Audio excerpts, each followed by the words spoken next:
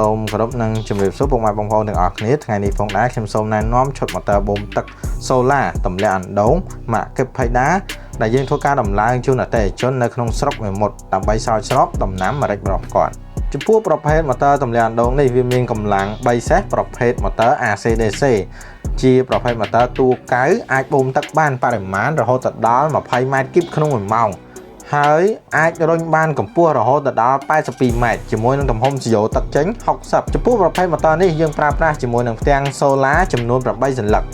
ស័ក្តិសមសម្រាប់ពុកម៉ែបងប្អូនដែលមានតម្រូវការបូមទឹកដាក់ស្រែចម្ការស្រោចស្រពដំណាំជាពិសេសម៉ូទ័រប្រភេទនេះអាចធ្វើការបូមទឹករុញបានចម្ងាយឆ្ងាយរហូតដល់ 7-800 ម៉ែត្រ